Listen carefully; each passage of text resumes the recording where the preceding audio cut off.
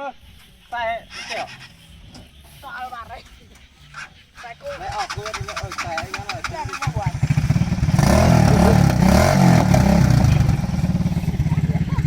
đi rất sai mà bởi vậy nên sao Rồi sẽ đúng bạn. chả cổng là nè chết nhá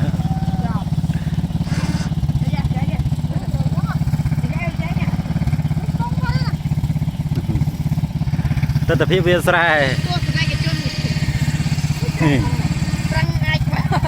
hay vâng cái viên trôi ê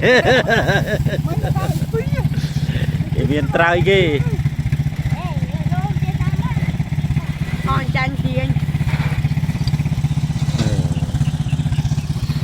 trôi kia tao à ê tiên dài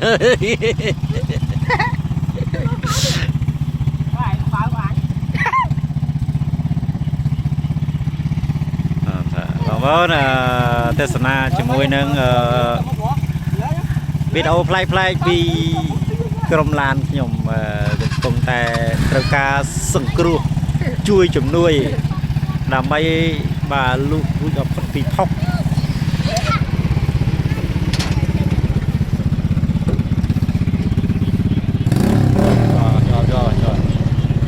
cho vậy nên đây biện tao nhớ chuột lem lé hết à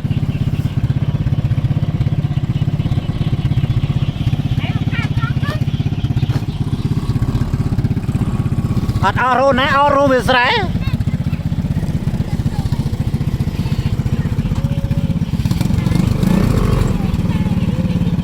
tao ơi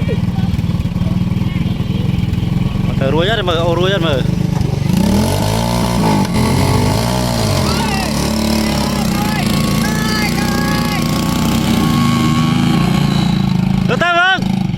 tay mừng ô tay mừng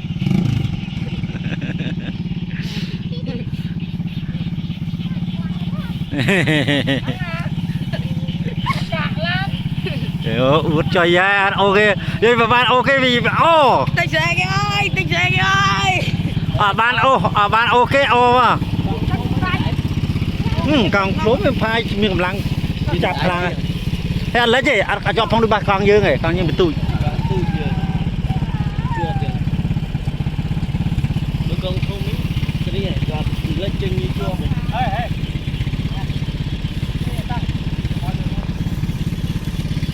rùa chanh tí thọc hai ta đang lên láng này nè vậy việc cao phong ấy con lên láng số bao nhiêu